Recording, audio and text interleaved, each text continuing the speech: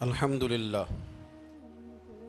الحمدللہ العزیز العزت والعلا والصلاة والسلام علی سید الانبیاء شمس الضحا بدر الدجا نور الہدا منبع الجود والعطا اما بعد اعوذ باللہ من الشیطان الرجیم بسم اللہ الرحمن الرحیم قل لا اسألکم علیہ اجرا الا المودۃ فی القربى صدق اللہ العظیم قال النبی صلی اللہ تعالی علیہ وسلم الحسن والحسین سید الشباب اہل الجنہ او کما قال النبی صلی اللہ تعالی علیہ وسلم آمنت باللہ صدق اللہ العظیم وصدق رسولہ النبی الکریم قال اللہ تبارک و تعالی فی القرآن المجید فی شان حبیبہ مخبرا وآمرا ان اللہ وملائکتہ یصلون علی النبی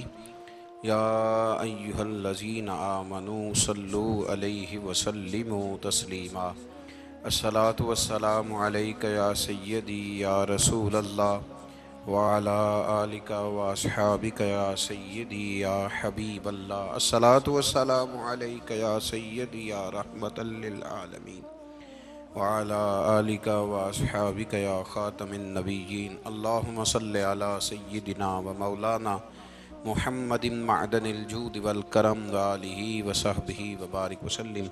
تمام تعریفیں حمد و ثنا اللہ تعالی جل مجدہ الکریم کے لیے، زاں بعد درود و سلام نبی اکرم نور مجسم شفیع معظم احمد مجتبیٰ جناب حضرت محمد مصطفیٰ صلی اللہ تعالی علیہ وسلم کی ذات والا صفات کے لیے حمد و صلات کے بعد حضرت عبداللہ ابن عباس رضی اللہ تعالیٰ عنہ ارشاد فرماتے ہیں،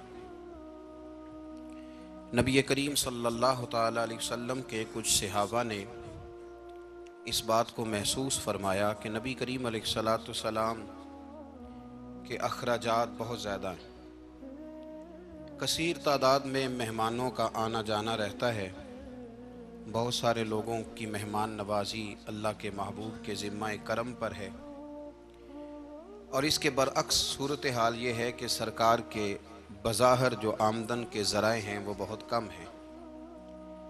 اس بات کو محسوس کر کے صحابہ کرام علیہم رضوان نے از خود ایک پروگرام ترتیب دیا کہ ہم ہر مہینے کچھ نذرانہ جمع کریں گے اور نبی کریم علیہ السلام کی بارگاہ میں پیش کریں گے،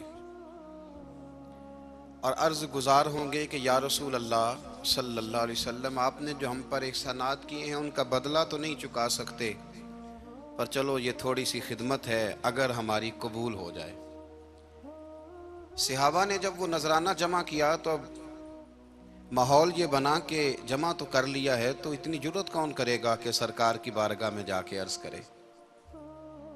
طے یہ پایا کہ حضور علیہ السلام کے چچا محترم حضرت عباس رضی اللہ تعالیٰ عنہ سے یہ گزارش کی جائے کہ وہ عرض کریں کہ یا رسول اللہ صلی اللہ علیہ وسلم، ہم سے یہ نذرانہ قبول کر لیا جائے، تاکہ آپ کے جو روزمرہ کے معاملات ہیں، جو گھر کے اخراجات ہیں، وہ اس کے ذریعے سے کچھ نہ کچھ ہماری خدمت اس میں شامل ہو جائے۔ حبیب لبیب سید عالم صلی اللہ علیہ وسلم کی عالی مرتبت خدمت میں حضرت عباس نے جب وہ نذرانہ پیش کیا اور صحابہ کرام علیہم رضوان کی اس خواہش کا اظہار کیا، اور بڑے درد مندانہ انداز میں عرض کیا کہ یا رسول اللہ، آپ کا وہ کاشانہ نور ہے کہ جو بھی آتا ہے وہ جھولی بھر کے ہی جاتا ہے، ہر ایک کو ملتا ہے، لیکن یا رسول اللہ ظاہراً کوئی ذرائع ہمیں نظر نہیں آتے، دل کرتا ہے کہ ہم خالصتاً آپ کی کچھ خدمت کر سکیں۔ تو حضور کچھ جواب دینے ہی والے تھے کہ اللہ تعالیٰ نے قرآن مجید نازل فرما دیا، کہا محبوب کل ان سے فرما دیجئے لا اسألکم علیہ اجرا۔ گویا طائف میں پتھر کھانے سے لے کر احد میں دانت شہید کرانے تک میں نے تمہارے لیے بڑا کچھ کیا ہے، پر میں تم سے کوئی اجر نہیں مانگتا۔ میں نے تمہارے لیے بڑا کچھ سہا ہے، پر میں تم سے کوئی سوال نہیں کرتا۔ ہاں اگر کچھ کرنا ہے نا تو الا المودۃ فی القربیٰ، میرے جو قریبی ہیں نا ان سے پیار کرتے رہنا، ان سے پیار کرنا۔ یا رسول اللہ وہ کون ہے؟ تو نبی پاک نے فرمایا علی، فاطمہ اور ان دونوں کی اولاد، ان سے پیار کرتے رہنا۔ لا اسألکم علیہ اجرا، میں تم سے کوئی اجر نہیں مانگتا، پر یہ جو میرے قریبی ہیں نا، اصلاں نال جے نیکی کریے اور نسلاں تاک نہیں پول دے، تے بے اصلاں نال نیکی کریے تے پھل کنڈیاں نال تول دے، ان سے پیار کرنا۔ میرے رسول کریم علیہ السلام نے نا اپنی اہل بیت کو ہمارے لیے نمونہ بنا کے چھوڑا ہے۔ ان کی محبت ضروریات دین کا حصہ ہے۔ ایک شخص بالغ ہونے سے لے کر انتقال تک کوئی نماز قضا نہ کرے، ہر سال زکوٰۃ دے اور ہر سال حج کرے، حقوق العباد کا ایک ذرہ بھی ضائع نہ کرے، لیکن مر جائے اہل بیت کے بغض پر، وہ جنت میں نہیں جائے گا، وہ جہنم میں جائے گا۔ اس کی کوئی نماز، اس کی کوئی زکوٰۃ، اس کا کوئی حج اللہ کی بارگاہ میں قبول نہیں۔ لیکن کمزوریاں رہ جائیں، کوشش کرتا رہے، کمزوریاں رہ جائیں، پر حسنین کریمین سے پیار کرتا جائے، ان کی ماں سے، ان کے والد سے محبت کرتا جائے، تو میرے محبوب نے فرمایا مم مات علی حب آل محمدن مات شہیدا، جو آل محمد کی محبت میں دنیا سے گیا وہ سادہ نہیں گیا، وہ تو شہادت کی موت مرا ہے، تو شہید ہو کے دنیا سے گیا۔ اہل بیت کا اسوہ نور، ان کی محبت ضروریات میں سے ہے۔ رسول کریم علیہ السلام نے فرمایا، جامع ترمذی میں موجود ہے، فرمایا میں جا رہا ہوں پر تمہیں دو بڑی بھاری بڑی وزنی چیزیں دے کے جا رہا ہوں، صحیح ستہ کی روایت، دو وزنی چیزیں تمہارے بیچ چھوڑ کے جا رہا ہوں، اگر ان کو تھام کے رہو گے تو کبھی گمراہی تمہارے پاس نہیں آئے گی۔ یا رسول اللہ وہ کون کون سی؟ فرمایا ایک اللہ کی کتاب دے کے جا رہا ہوں اور دوسرا اپنا خاندان دے کے جا رہا ہوں۔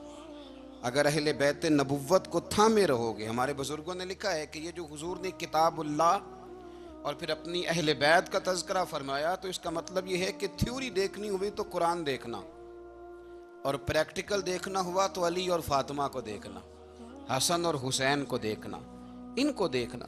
نبی کریم علیہ الصلاۃ والسلام کے اہل بیت منارہ نور ہیں، ان کی محبت، ان کا پیار کیوں بھلا؟ اس لیے کہ یہ وہ خوبصورت لوگ ہیں جن کو خود میرے نبی پاک نے تراشا ہے۔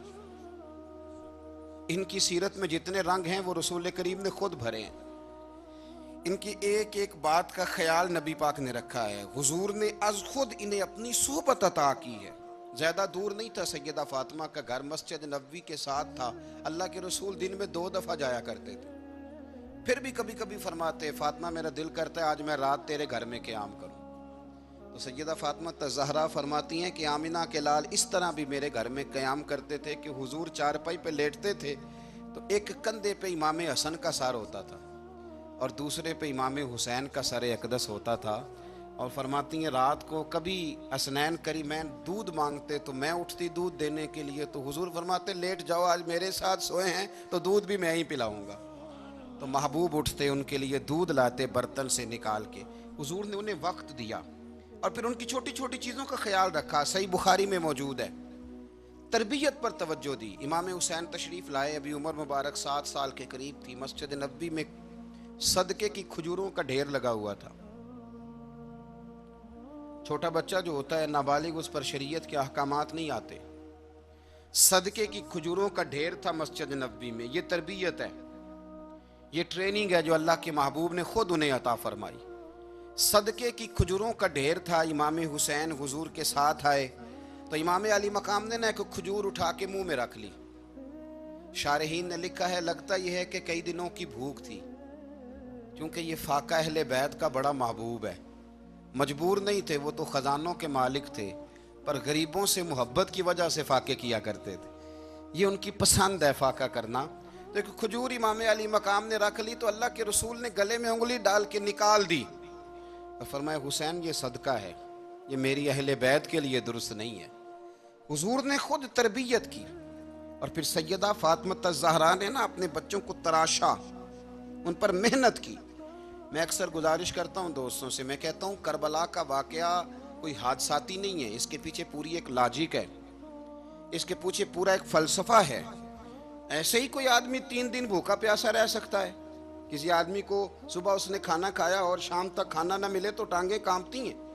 رمضان المبارک میں عبادت کی نیت سے روزہ رکھنے والے بھی شام کو بڑے پریشان ہو جاتے، اور مسلسل 3 دن کھانا نہ کھایا جائے اور پانی نہ پیا جائے، اور حال یہ ہے کہ وہی آدمی تلوار لے کے میدان میں نکلے اور اس کی حالت یہ ہو کہ لوگ اس کے آگے دوڑنا شروع کر دیں، ہزاروں کی فوجیں تاب نہ لا سکیں۔ علی کا گھر بھی وہ گھر ہے کہ جس گھر کا ہر ایک بچہ جسے دیکھو وہی شیر خدا معلوم ہوتا ہے۔ یہ کوئی آسان ہے؟ اس کے پیچھے پوری ایک اس کے پیچھے فلسفہ ہے۔ امام راضی کی تفسیر کبیر دیکھیے گا، امام راضی کہتے ہیں کہ سیدہ فاطمہ الزہرا رضی اللہ تعالی عنہ کے دونوں شہزادے حسنین کریمین بیمار ہو گئے تو سیدہ نے منت مانگی کہ بچوں کو شفا ہوگی تو 3 روزے رکھوں گی۔ شفا ہو گئی، روزے بھی رکھ لیے، اور جب مولا علی شیر خدا روزہ رکھنے کے لیے بیدار ہوئے، سیدہ فاطمہ الزہرا بیدار ہوئی تو امام حسن اور حسین بھی اٹھ گئے، 7-8 سال کی عمر، اماں جی ہم نے بھی رکھنا ہے۔ صبح کھجور اور دودھ سے روزہ رکھ لیا گیا۔ این افطاری کے وقت مولا علی کہتے ہیں فاقے چل رہے تھے، کہیں سے میں جون لایا تھوڑے سے، سیدہ فاطمہ الزہرا نے پیس کر روٹیاں پکائیں۔ وہ وقت جو بڑا مشکل ہوتا ہے افطار کا، کہتے ہیں اس وقت جب کھانے کے لیے بالکل ہاتھ آگے بڑھنے لگے اور امید تھی کہ ابھی سیدنا بلال اللہ اکبر کہیں گے تو روزہ کھلے گا، لیکن ابھی چند ہی منٹ رہتے تھے کہ دروازے پر ایک فقیر نے صدا دی، کہنے لگا سارے مدینے کے دروازے کھٹکھٹا آیا ہوں، قحط ہے، فاقہ ہے، اے رسول اللہ کے خاندان والو، میں یتیم ہوں، کسی نے بتایا ہے کہ اور کوئی دروازہ کھلے نہ کھلے سیدہ کا دروازہ تیرے لیے ضرور کھلے گا، کیا یتیم کو روٹی ملے گی؟ تو حضرت مولا علی نے بچوں کی طرف دیکھا ہی تھا کہ امام حسن ساری روٹیاں جا کے دروازے پہ دے آئے، کھجور اور پانی سے افطار ہو گیا۔ صبح پھر کھجور اور دودھ سے روزہ رکھا۔ امام راضی کہتے ہیں این وہ وقت جب افطار کا ٹائم آیا تو پھر دروازے پہ کسی نے صدا دی، کہا اے رسول اللہ کے خاندان والوں میں مسکین ہوں، رات سے روٹی کھائی ہے، نہ صبح کھا سکا نہ دوپہر، کسی نے بتایا ہے کہ اس دروازے سے خالی کوئی نہیں جاتا۔ امام حسن نے پھر سارا لنگر اٹھایا اور پھر جا کے دے دیا۔ تیسرا دن پھر ہوا، مجھے لگتا ہے کہ جب افطار کا ٹائم آیا ہوگا نا تو یہ خود ہی سارے دروازے پہ دیکھتے ہوں گے، یہ کوئی آیا نہیں لینے والا ابھی تک، لگتا ہے کہ نظریں دروازے پہ تھیں۔ این افطار کے وقت 3 روٹیاں جب جوں کی پک کے آئی، ایک بھکاری نے صدا دی، کہنے لگا میں قیدی ہوں، آج ہی قید سے رہائی ملی ہے، پہلے دن کسی کے دروازے پہ صدا ملی ہے، دی ہے روٹی ملے گی۔ امام حسن وہ کھانا دے کے واپس لوٹے، کھجور اور پانی سے افطار ہوا، اور جیسے ہی مسجد نبوی میں تینوں باپ بیٹا نماز پڑھنے گئے تو مولا علی کہتے مجھے بتانا نہیں پڑا، رسول کریم نے میری طرف دیکھ کے فرمایا علی تیرا، فاطمہ کا، حسن اور حسین کا 3 دن والا عمل خدا کو بھی بڑا پسند آیا ہے اور محمد مصطفیٰ کو بھی بڑا پسند آیا ہے، بڑا پسندیدہ عمل۔ میں کہتا ہوں کہ حضرت فاطمہ نے نا ان کی تربیت پہلے ہی کر دی تھی، 3 دن بغیر افطار کے روزہ رکھنے کی، وہ ٹریننگ گھر سے ہو چکی تھی۔ اب میدان کربلا میں 3 دن بھوکا پیاسا رہنا ان کے لیے مشکل نہیں تھا، وہ تو ان بچوں کے لیے مشکل ہوتا ہے جو کھانا دیر سے پکنے سے برتن توڑنے شروع کر دیتے، وہ بچے بلیک میل ہوتے ہیں جن کو ایک وقت ان کے پسند کا کھانا نہ ملے تو وہ گھر میں جو ہے وہ ادھم شروع کر دیتے ہیں، جن کی ماں نے عادت ڈالی ہو کہ بیٹا 3 دن بھوکے پیاسا رہنا ہوا تو رہ لینا، لیکن کسی بھی باطل کے ساتھ کمپرومائز نہ کرنا، ان کے لیے اتنا مشکل نہیں تھا۔ ان کی تربیت ہوئی، ان کی ٹریننگ ہوئی، پھر اللہ نے ان کی سیرت میں رنگ بھرے، ان کے کردار میں حسن آیا، وقار آیا۔ حضرت امیر معاویہ رضی اللہ تعالیٰ عنہ نے ایک شخص کو بھیجا مدینہ منورہ شام سے، تو اس نے کہا میں نے امام حسین سے ملنا ہے، تعارف کیا ہے؟ جناب امیر معاویہ فرمانے لگے مسجد نبوی میں جانا جس کے گرد لوگ سب سے زیادہ ادب سے بیٹھے ہوں اور جس کی باتیں سب سے زیادہ میٹھی ہوں اور جس کی نظریں سب سے زیادہ جھکی ہوں اور جس کے چہرے پر تمہیں سب سے زیادہ وقار نظر آئے وہی علی کے بیٹے حسین ہوں گے۔ جو سب سے زیادہ تمہیں وہاں ماحول کے اندر جو شخص نظر آئے پوچھنے کی ضرورت نہیں پڑے گی. تو شخص کہتا ہے میں مدینے آیا تو میں نے واقعی ایک شخص کو دیکھا شہد کے گرد مکھیوں کا اتنا ہجوم نہیں ہوتا جتنا امام حسین کے گرد رسول اللہ کے غلاموں کا ہجوم تھا، لیکن نظریں جھکی ہوئی، باتیں میٹھی، لہجہ گداز گداز، لفظوں میں رانائی، اور لوگ کئی باتیں پوچھتے تو علی کے صاحبزادے ایک آدھ جملہ بولتے تو لگتا یہ کہ وہ جملہ سیدھا دل میں اترتا چلا جاتا ہے. امام علی مقام کے کردار میں نا کچھ باتیں بڑی زیادہ تھیں، بہت زیادہ تھیں، بڑا حسن تھا. ایک بات تو یہ تھی امام حسین رضی اللہ تعالیٰ عنہ کا علم و فضل بڑا کمال کا تھا. ایک دفعہ صحابہ میں مسئلہ بن گیا کہ بچہ پیدا ہوتا ہے تو اس کا وظیفہ کیسے لگانا ہے. امام حسین کا علم و فضل بتا رہا ہوں، علم و فضل. تو بات بڑی پیچیدہ ہو گئی. حضرت عبداللہ ابن زبیر کے پاس لوگ آئے، کہنے لگے کہ آپ بڑے صاحب علم و فضل ہیں، آپ نے حضور علیہ الصلوۃ والسلام کے ساتھ وقت گزارا ہے، تو مسئلے کو حل کریں کہ بچہ پیدا ہونے کے بعد حکومت اگر وظیفہ لگائے گی تو کب لگائے گی. جب بحث طول پکڑ گئی، مسئلہ حل نہیں ہوتا تھا، تو حضرت عبداللہ ابن زبیر کہنے لگے ہم سے نہیں حل ہوگا. ایک بندہ ہے جس کے سینے میں رسول اللہ صلی اللہ تعالیٰ علیہ وسلم کے نور نبوت کا فیضان ہے، وہ یہ مسئلہ حل کریں گے. تو کہا وہ کون سے؟ آپ فرمانے لگے جب ہم سے مسائل حل نہیں ہوتے تو ہم ان کے علم سے فائدہ اٹھاتے ہیں. کہا کون ہے؟ کہا جناب امام حسین. تو لوگ حضرت امام حسین کے پاس گئے کہ حضرت یہ ایک مسئلہ الجھ گیا ہے کہ بچہ پیدا ہو تو وظیفہ کب لگانا ہے. فرمایا الجھنے والی بات ہی کوئی نہیں، پیدا ہونے کے بعد جب وہ پہلی دفعہ آواز نکالے تو اس کا وظیفہ لگا دو. اس کا مطلب یہ ہے کہ وہ دنیا میں آ گیا ہے، اس نے اپنے آنے کا اظہار کر دیا ہے، اعلان کر دیا ہے، اب اس کا وظیفہ لگا دو. تو اس پر پھر صحابہ کا اتفاق ہو گیا. امام حسین کے علم سے، فضل سے لوگ فیض اٹھاتے تھے. پھر اس کے ساتھ ساتھ امام حسین کا ذوق عبادت بڑا شاندار تھا، بڑا زبردست ذوق. علامہ جوزی نے لکھا ہے وکان الحسین رضی اللہ تعالی عنہ فاضلا کثیر الصوم والصلاۃ والحج والصدقۃ وافعال الخیر جمیعا. آپ فرماتے ہیں کہ امام حسین زیادہ نمازیں پڑھنے والے تھے، کثرت سے سجدے کرنے والے، کثرت سے روزے رکھنے والے، زیادہ حج کرنے والے، اور امام حسین صدقہ دینے والے اور نیکی کے کاموں میں شدت کرنے والے تھے. امام حسین کا جو ذوق عبادت تھا وہ اتنا شاندار تھا کہ آپ فرض نماز کے علاوہ روزانہ 100 رکعت نماز نفل ادا فرمایا کرتے. اور امام حسین فرماتے زندگی میں کبھی ایسا نہیں ہوا کہ 3 دن گزر گئے اور حسین کا قرآن پاک ختم نہ ہوا. 25 حج کیا امام حسین نے مدینہ منورہ سے مکہ مکرمہ پیدل جا کے، 25 حج. اب تو نسبت والے لوگوں کو عبادت کی ضرورت نہیں نا، اللہ ماشاءاللہ کہتے ہیں نسبت بڑی ہے.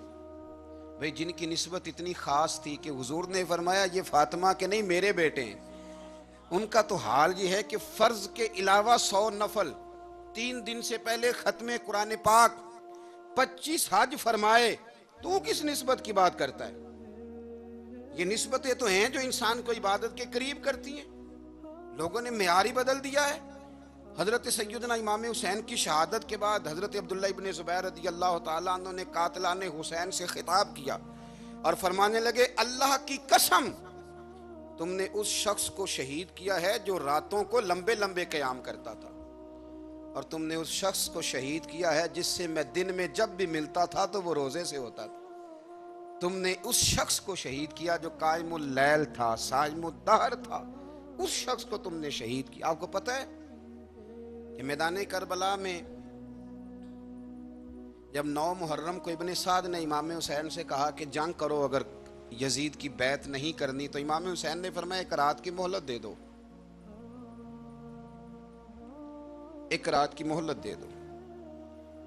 حضرت امام زین العابدین کہتے ہیں میں نے اپنے والد گرامی سے عرض کی کہ ابا جی آپ جہاد سے دور جانے والے تو ہیں نہیں، آپ تو جہاد سے پیار کرنے والے ہیں، اور یہ بھی پتہ ہے مجھے کہ یہ جنگ اب ہو کے رہے گی، تو 1 رات کی مہلت لینے کا معنی کیا ہے؟ بھئی کل بھی لڑنا ہے اور رات بھی لڑنا ہے، تو ابا جی 1 رات کی مہلت. تو سیدنا امام حسین رضی اللہ تعالیٰ عنہ فرمانے لگے بیٹا رات کی مہلت اس لیے لی ہے کہ میں آج رات کھل کے اپنے رب کی عبادت کر لوں، میں استغفار کر لوں، میں لمبے سجدے کروں. اور کہا زین العابدین تو جانتا ہے نا کہ مجھے نماز سے، تلاوت سے، دعا سے اور استغفار سے بڑا پیار ہے۔ نماز سے مجھے پیار ہے، دعا سے مجھے پیار ہے، استغفار سے مجھے پیار ہے۔ فرمایا بیٹا میں نے اس لیے نہیں کہ میں چاہتا ہوں ایک رات اور دنیا میں رہوں۔ تو امام زین العابدین فرماتے ہیں امام علی مقام نے سجدے پہلے بھی بڑے کیے، پر 9-10 کی درمیانی رات جو ان کے سجدے تھے وہ میں نے کبھی نہیں دیکھے۔ فرماتے ہیں تیمم کے ساتھ وہ رات کی جو عبادتوں کا رنگ تھا وہ میں نے کبھی نہیں دیکھا۔ امام علی مقام کا عبادت کا ذوق تھا، شوق تھا، لذت تھی۔ آپ یقین کریں ایسے ایسے عجیب بہانے ہم لوگوں کہتے ہیں میرا نماز میں دل نہیں لگتا، تو میں کہتا ہوں تیرا گپ شپ میں کس طرح لگتا ہے، تیرا موبائل پہ کیسے لگتا ہے بھائی؟ یہ تو بھائی ذوق کی بات ہے۔ امام حسین کہتے ہیں مجھے قرآن پاک سے پیار ہے، مجھے تلاوت سے پیار ہے، مجھے دعا سے پیار ہے، مجھے استغفار سے پیار۔ بھائی جس کو جس چیز سے پیار ہوگا دل لگ جائے گا۔ ہم نے کبھی پیار کیا ہی نہیں اس سے، جن چیزوں سے پیار ہے وہاں دل لگ جاتا ہے۔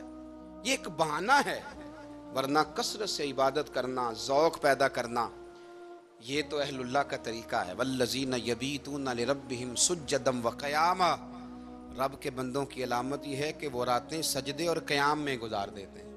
تو امام حسین کی سیرت کا کمال ہے کہ ذوق عبادت رکھتے تھے۔ دوسری بات جو امام علی مقام کی سیرت میں بڑی شاندار ہے وہ یہ ہے کہ سخی بڑے تھے۔ ایک قول سنانا ہے آپ کو امام حسین کا، اور خواہش میری یہ ہے کہ میرے حاضرین اور ناظرین اس قول کو رٹا لگا کے یاد کریں، اس قول کو انشاءاللہ۔ یہ قول جو امام حسین کا ہے نا جی، یہ جس دن مجھے ملا تھا نا تو میں نے بھی رٹا لگا کے یاد کیا تھا، اور میرے پاس جتنی ڈائریاں ہیں شاید میں نے سب میں لکھا ہے۔ امام علی مقام رضی اللہ تعالیٰ عنہ فرماتے تھے اللہ کی رضا کے لیے کسی شخص کی ایک حاجت پوری کر دینا 1 مہینہ مسجد میں اعتکاف کرنے سے زیادہ درجہ رکھتا ہے۔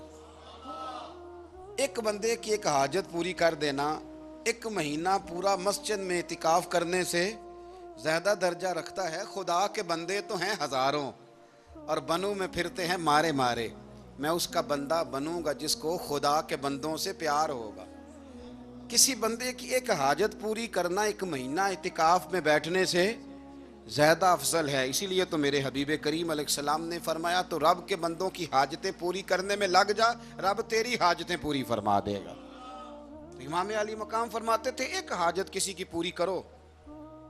حضرت جناب سیدہ زینب بنت ابی رافع کہتی ہیں کہ سیدہ فاطمہ الزہرا نا ایک دن اپنے دونوں شہزادوں کو لے کے، جب حضور کی طبیعت مبارک بظاہر علیل تھی جس میں حضور کا وصال ہوا، دونوں شہزادے لے کے سیدہ فاطمہ نبی کریم کی بارگاہ میں گئیں، کہنے لگے یا رسول اللہ میرے بچوں کو کچھ دیجئے سیدہ پاک۔ تو حضور اٹھ کے بیٹھ گئے، اس کندھے سے امام حسن کو لگایا اور اس سے امام حسین کو لگایا اور فرمایا فاطمہ یہ جو میرا حسن ہے نا اس کو میں اپنی ہیبت اور سرداری دیتا ہوں، اور فرمایا یہ جو میرا حسین ہے نا حسین کو میں اپنی جرت اور سخاوت دیتا ہوں، میرا حسین جرت مند ہوگا اور سخی ہوگا۔ داتا گانج بخش علی حجویری، امام الاولیاء، سید الاصفیاء، داتا صاحب کشف المعجوب میں فرماتے ہیں ایک دن نا امام حسین کے پاس ایک شخص آیا بڑی دور سے کچھ مانگنے کا، حضور کچھ دیجئے۔ وہ شخص کہتا ہے کہ میرا ظرف یہ تھا کہ 4-5 دینار ملیں گے۔ تو امام حسین فرمانے لگے تھوڑی دیر بیٹھ جا، رزق آ رہا ہے۔ تو امام حسین کو حکومت وقت کی طرف سے نا 5 تھیلیاں ملی جس میں ایک تھیلی میں 500 اشرفیاں تھیں، 5 تھیلیاں آئیں، لیکن اس کو آنے میں نا ذرا دیر ہو گئی۔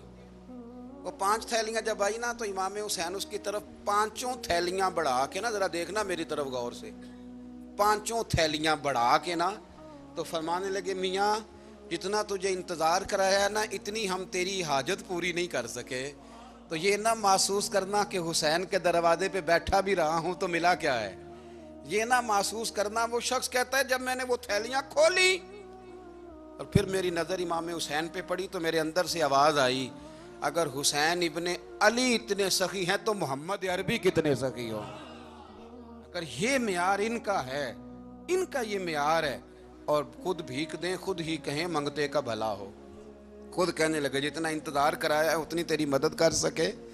یہ سخاوت کا معیار تھا، یہ طریقہ تھا۔ ایک دفعہ سیدنا امام حسین رضی اللہ تعالیٰ عنہ کہ گھر کے اندر نا 5000 دینار آئے.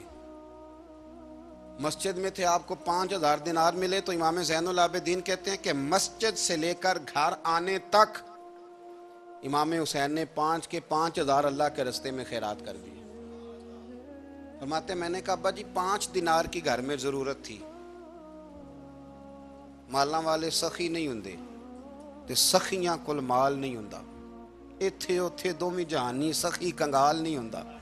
کہا ابا جی 5 دینار کی گھر میں ضرورت تھی, تو کہتے ہیں مجھے فرمانے لگے بیٹا یہ جن کو میں نے دیا ہے نا یہ گھر کے لیے ہی دیا ہے, یہ گھر کے لیے ہی دیا ہے, جن کو دیا ہے تمہارا کیا خیال ہے, یہ باہر خرچ ہوا ہے, یہ گھر کے لیے ہی ہے. اس لیے کہ جب انسان دوسروں پر شفقت کرتا ہے تو اللہ اس کے گھر پہ رحمت فرماتا ہے. امام حسین کے مزاج میں پہلی بات میں نے ذوق عبادت کی عرض کی. دوسری بات عرض کر رہا ہوں کہ صحابہ حضرت اسامہ بن زید بڑے پیارے ہیں میرے نبی کریم کے, بڑے پیارے. حضرت اسامہ بن زید کے بارے میں سیدہ عائشہ صدیقہ فرماتی ہیں ان کے ناک سے اگر ریٹھ نکلتی تھی تو اللہ کے رسول اپنے دستے مبارک سے صاف کر دیتے تھے.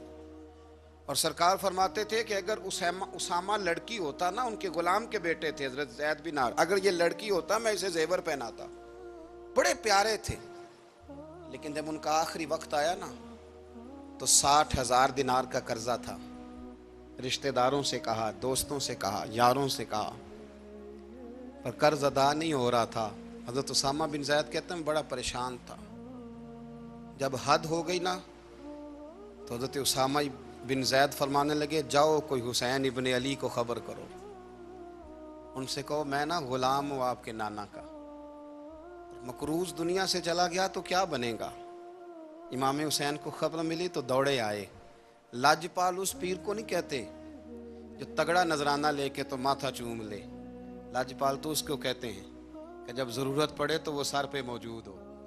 حضرت سیدنا امام حسین تشریف لائے تو جناب اسامہ بن زید رو پڑے, کہنے لگے حضور میں نے نا غلامی کی ہے آپ کے نانا کی, اور اس غلامی پہ ناز ہے, اب 60,000 دینار کا قرضہ لے کے دنیا سے جاؤں گا تو میری قبر پہ بوجھ رہے گا. امام حسین خادم کو بھی کہہ سکتے تھے جاؤ گھر پیسے پڑے ہیں لے آؤ, امام حسین خود گئے. چادر روڑ کے تو اس کی اوٹ میں بکل میں 60,000 دینار چھپا کے لائے اور جناب اسامہ بن زید کے سامنے رکھ کے کہنے لگے اسامہ یار پیسے رات کو ہی آئے تھے, میں سوچ رہا تھا مجھے تو ضرورت نہیں, اللہ نے کس کا نصیب میرے گھر میں بھیج دیا, مجھے تو حاجت ہی نہیں تھی, اب پتہ چلا پیسے تیرے تھے, اللہ نے حسین کی ڈیوٹی لگائی ہے کہ جا کے دے آ. حضرت اسامہ بن زید رو پڑے, فرمانے لگے اللہ آپ کو بہترین صلہ عطا فرمائے. یہ معیار تھا. اور پھر تیسری بات یہ کہ دل کے بڑے صاف تھے. دل بدستاور کے حج اکبر است, از ہزاراں کعبہ یک دل بہتر است. شیخ سعدی کہتے ہیں کہ درویش کہتے ہیں کہ کسی کا دل رکھ لینا نا, دل راضی کر دینا, کعبے کا 1000 بار حج کرنے سے بہتر ہے. دل بدستاور کے حج اکبر است, کسی کا دل راضی کرنا حج اکبر ہے. امام بڑا ہی پیار کرتے تھے. گھوڑے پہ جا رہے تھے, کچھ فقیر غریب لوگ بیٹھ کے روٹی کھا رہے تھے. کھا کہاں رہے تھے؟ سڑک کے کنارے. تو امام زین العابدین فرماتے ہیں کہ جب امام حسین گزرے تو انہوں نے آواز دی حضور دل کرتا ہے ہمارے ساتھ بیٹھ کے روٹی کھائیں. کائنات کے مالک و مختار کے نواسے اور دنیا کے سب سے بڑے شہزادے گھوڑے سے اترے اور غریبوں کے ساتھ سڑک پہ بیٹھ گئے, روٹی کھانے لگے اور دیر تک کھاتے رہے. اور جب فارغ ہو گئے تو فرمانے لگے کھانے کی ضرورت بھی نہیں تھی, حاجت بھی نہیں تھی, پر تم نے آواز دی تو دل رکھنے کو بیٹھ گیا تھا, اگر اجازت دے تو چلا جاؤں. یہ مزاج تھا, یہ طبیعت تھی. آپ کے ایک بھائی ہیں چھوٹے, حضرت محمد بن حنفیہ نام ہے, حضرت مولا علی شیر خدا رضی اللہ تعالیٰ عنہ کی دوسری بیوی سے. ایک دن حضرت امام حسین ان کے گھر میں بیٹھے تھے تو کسی بات میں نا اختلاف رائے ہو گیا, تو امام علی مقام ناراض ہو گئے, فرمایا آج کے بعد تیرے گھر نہیں آؤں گا. رومال اٹھایا چلے گئے. لوگوں نے حضرت محمد بن حنفیہ رضی اللہ تعالیٰ عنہ سے کہا حسین تو ناراض ہو گئے, کبھی نہیں آئیں گے. آپ فرمانے لگے بھائی تمہارا ہے کہ میرا؟ جی بھائی تو آپ کے ہیں. فرمایا اگر کہو تو چند منٹوں میں حسین واپس آئے. جناب ناراضگی ہو گئی ہے. فرمایا ناراضگی ہوئی ہے پر میں اس کے دل کی نرمی کو تو جانتا ہوں نا. اس کے مزاج کے اندر جو محبت ہے اس سے تو ابھی آئے کہ جناب وہ کیسے؟ فرمانے لگے دیکھنا ذرا. تو امام حسین نے خط لکھا، حضرت محمد بن حنفیہ نے رکا لکھا، کہنے لگے حسین میرے باپ کا نام بھی علی ہے اور آپ کے باپ کا نام بھی علی ہے، پر ایک فضیلت ایسی ہے جس میں آپ کا مقابلہ نہیں کر سکتا، وہ یہ ہے کہ آپ سیدہ فاطمہ تو زہرا کے لال ہے، اب محمد مصطفیٰ علیہ السلام کے نواسے ہیں. کہنے لگے بھائی جان آپ نے نانا جان کی وہ حدیث تو سنی ہوگی کہ دو لوگ ناراض ہو جائیں تو جو صلح پہلے کرے جنت میں پہلے جائے گا. فرمانے لگے دل میرا کر رہا تھا کہ پہلے صلح کر لوں، لیکن پھر بڑے بھائی کو پشت کروں گا جنت میں جاتے ہوئے، یہ بھی تو بے ادبی ہے نا. اب خط میں نے لکھ دیا ہے، آپ کا جو ارادہ ہو. امام حسین نے خط پڑھا تو آنکھوں میں آنسو آ گئے، پھر سے رومال اٹھایا. بچے پوچھنے لگے کہاں جا رہے ہیں؟ کہا بھائی کے گھر جا رہا ہوں. کہا آپ تو ناراض تھے؟ فرمایا تھا ناراض پر ہے تو میرا بھائی نا. ہو گئی بات ختم. بڑی دل میں نرمی، طبیعت میں سوز، لہجے میں گداز، لیکن اس کے ساتھ ساتھ امام حسین رضی اللہ تعالیٰ عنہ کا جذبہ جہاد، امام حسین کی استقامت. آج لوگ ادھر ہوتے ہیں جس طرف ہوا کا رخ ہوتا ہے. آج لوگوں کی سوچوں کا زاویہ یہ ہے کہ جدھر رش زیادہ ہوگا ہم بھی ادھر جائیں گے. ہم یہ نہیں دیکھتے حق کس طرف ہے، ہم یہ دیکھتے ہیں رش کس طرف ہے. امام حسین رضی اللہ تعالیٰ عنہ نے رش نہیں دیکھا، حق دیکھا. امام حسین رضی اللہ تعالیٰ عنہ استقامت کے وہ پہاڑ ہیں، معمولی آدمی نہیں تھے. فرزق شاعر کہتا ہے کہ میں نے امام حسین سے کہا تھا، میں نے کہا لوگوں کی تلواریں یزید کے ساتھ ہیں پر دل آپ کے ساتھ ہیں، دل آپ کے ساتھ ہیں. امام حسین رضی اللہ تعالیٰ عنہ نے زمانے کے حالات نہیں دیکھے، حق اور سچ دیکھا. جتنی چیزیں انسان کو کمزور کر سکتی ہیں وہ ساری امام حسین پہ طاری کی گئیں. جتنی چیزیں، وطن چھوڑنا کتنا کو مشکل ہوتا ہے. شالا پردیسی کوئی بھی نہ تھی وے تے ککھ جنہ تو پارے. حضرت سلطان باؤ فرماتے ہیں بچو پردیسی ہونا کوئی آسان ہے؟ جس آدمی کا کسی چھوٹے سے گاؤں میں بھی مکان ہو چھوڑنا پڑ جائے تو روٹا ہے. تو مجھے بتاؤ جس نے اپنا سارا بچپن مدینے میں گزارا ہو. آج جو ایک ہفتہ مدینے رہ کے آتے ہیں ان سے واپس نکلنا مشکل ہوتا ہے، لیکن امام حسین حق کا رستہ تھا، وطن کی قربانی دی، اور معمولی وطن نہیں، مدینے جیسا وطن. اور جب کھڑے تھے نا امام حسین رضی اللہ تعالیٰ عنہ رجب میں نکل رہے تھے مدینے سے، تو کوئی شاعر کہتا ہے دور کھڑے ہو کے انہوں نے گویا کہا تھا آقا تیرے کرم کے خزینے کی خیر ہو، میں جا رہا ہوں تیرے مدینے کی خیر ہو. امام حسین نے وطن چھوڑا، کوئی لغزش نہیں پیروں میں، کوئی نہیں. شہزادوں والی زندگی تھی، مسجد نبوی کے امام تھے، نبی کریم علیہ السلام کے روضہ اطہر پر تشریف رکھتے تھے، زمانہ حیا کرتا تھا، شان و شوکت تھی، پر حق کے لیے چھوڑا. نکل کر خانقاہوں سے ادا کر رسم شبیری. اور پھر بڑا مشکل ہوتا ہے جس شخص کے ساتھ بچے اور عورتیں ہوں وہ تو یہ کہہ کے لڑائی سے جان چھڑاتا ہے کہ میرے ساتھ فیملی ہے، نہ ہوتی تو تجھے بتاتا. پر امام حسین کو اولاد بھی کمزور نہیں کر سکی، عورتوں کا ساتھ ہونا کمزور نہیں کر سکا. پھر امام علی بھوک کتنا مشکل کام ہے. آج لوگ کہہ نہیں دیتے کہ میں تو اس لیے گناہ کرتا ہوں کہ رشوت اس لیے لے لیتا ہوں کہ بچے چھوٹے ہیں. 10 دنوں کی کم و بیش سفر، 3 دنوں کی بھوک اور پیاس، پر حق کے رستے میں امام حسین کو کوئی چیز کمزور نہیں کر سکی. اور پھر وہ جتنی باتیں لوگ کہہ سکتے تھے وہ ساری کہیں گئیں، ساری. اور آ کے عرض کرنے لگا حضور یہ کوئی معمولی دشمن نہیں، یہ وہ ظالم ہیں جو لاشوں پہ بھی گھوڑے دوڑا دیتے ہیں. تو امام علی مقام فرمانے لگے جو شہادت کا جذبہ لے کے نکلے وہ پھر انجام نہیں دیکھا کرتا. وہ انجام، وہ جتنی چیزیں جو استقامت کے رستے میں آ سکتی ہیں وہ ساری چیزیں رستے میں آئیں، پر امام علی مقام نے کسی چیز کی پرواہ نہیں کی. آج کا مسئلہ یہ ہے کہ آج لوگوں میں استقامت نہیں ہے. رات کو کچھ ہوتے ہیں، سویرے کچھ ہوتے ہیں، دوپہر کو کچھ ہوتے ہیں، شام کو کچھ ہوتے ہیں. ہمارا کل انداز تکلم کچھ اور ہوتا ہے، صبح کچھ اور ہوتا ہے. امام علی مقام میدان میں رہے، ایک میت گھر میں ہو جائے تو کئی دنوں تک آنکھ کھلتی نہیں، ہوش رہتا نہیں. سب سے زیادہ مصائب امام حسین نے دیکھے، سب سے زیادہ، اور گھوڑے پر بیٹھنے سے پہلے پہلے ساری تکلیفیں آپ دیکھ چکے تھے۔ باپ کا جنازہ اٹھانا آسان ہوتا ہے، بیٹے کا جنازہ اٹھانا بڑا مشکل ہوتا ہے، پر امام حسین نے بیٹوں کے جنازے اٹھائے۔ حضرت علی اصغر کی لاش کو امام حسین نے اپنے دست مبارک سے دفن کیا، اور جناب علی اکبر کی میت کو جب آپ اٹھا کے لا رہے تھے تو سیدہ زینب فرماتی ہیں کہ مجھے یوں کبھی لگتا تھا حسین کا قد بڑا ہے اور کبھی لگتا تھا علی اکبر کا قد بڑا ہے، اور فرماتی ہیں کہ پھر حضرت قاسم بن حسن کو بھی وہ اٹھا کے لائے، اور جناب عباس کے وجود سے الگ ہونے والے بازو انہوں نے لا کے حضرت عباس کے وجود کے ساتھ بھی رکھے۔ انہوں نے یہ سارا منظر دیکھا، لیکن جب حسین ابن علی اپنی دفعہ گھوڑے پہ سوار ہوئے تو لگتا یہ تھا کہ ان سے زیادہ بہادر کوئی نہیں۔ ایک جملہ بھی یزیدی فوج کے سامنے امام حسین نے کمزور نہیں کہا، ایک جملہ بھی، ایک فکرہ بھی کچا نہیں بولا، کہیں بھی کوئی منت نہیں کی، کسی جگہ بھی ان کے پائے استقلال میں کوئی لغزش نہیں آئی۔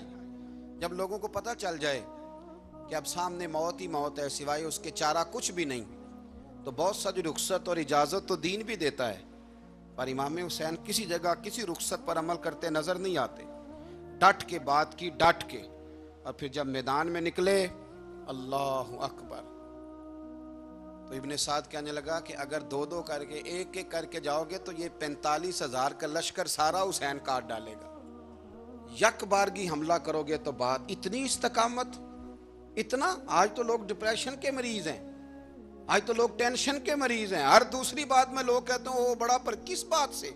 مطلب کیا آپ نے زندگی میں صرف جاب نہیں مل رہی، صرف بیماری آ گئی، صرف خرچہ نہیں گھر میں بڑا، کس بات کا ڈپریشن؟ امام حسین کی زندگی بتلاتی ہے کہ وہ لوگ بھی کوئی دنیا میں کمال حاصل کر سکتے ہیں جو چھوٹی چھوٹی بات پہ روتے ہیں۔ مال بھی ہے، جوانی بھی ہے، گھر بھی ہے، مکان بھی ہے، بچے بھی ہیں، عزت بھی ہے، صرف پیسے نہیں، اور انسان ہے کہ آنکھیں نہیں کھل رہی، وہ سمجھتا ہے میں کسی کام کا ہی، فقط پیسے نہیں بس۔ او خدا کے بندو، امام علی مقام نے فرمایا سارا کچھ لٹا کے بھی جو میدان میں کھڑا رہے اسے حسین ابن علی کہا جاتا ہے، اسے حسین ابن علی کہا جاتا ہے۔ حسین ابن علی کی شان رفت کوئی کیا جانے، حسن جانے، علی جانے، نبی جانے، خدا جانے، کون جانے امام علی مقام کا معیار۔ تو امام حسین رضی اللہ تعالیٰ عنہ کی زندگی ہمیں بتاتی ہے کہ ذوق والی عبادت کرو۔ امام حسین کی زندگی ہمیں بتاتی ہے کہ جب تم سخاوت کرو تو پھر اپنی حیثیت سے بڑھ کر کرو، اور امام حسین کی زندگی ہمیں بتاتی ہے کہ دل میں کسی کے لیے کوئی بات نہ رکھو، صلح کرنے میں پہل کرو، محبتیں کرنے میں آگے بڑھو۔ اور امام حسین کی زندگی ہمیں بتلاتی ہے کہ جب دنیا میں تم نے کچھ کرنا ہے تو پھر ڈٹنا بھی سیکھو، پھر کھڑے ہونا بھی سیکھو، یہ نہ دیکھو کہ حالات۔ امام حسین نے ایک دن بھی حکومت نہیں کی، یزید نے 4.5 سال کی، لیکن قیامت تک دلوں پہ حکومت امام حسین کی رہے گی، امام حسین کی رہے گی، اس لیے کہ ان میں استقامت تھی۔ امام حسین کے ساتھ اس وقت 72 لوگ تھے، لیکن آج کائنات کا ذرہ ذرہ امام حسین کے ساتھ ہے۔ اس کا مطلب ہے وقت لگتا ہے، نظریہ غالب آ ہی جایا کرتا ہے، تو استقامت والی زندگی گزاریں۔ اللہ تعالی ہمیں ان کے فیوز و برکات عطا فرمائے۔ آخر دعوانا ان الحمدللہ رب العالمین۔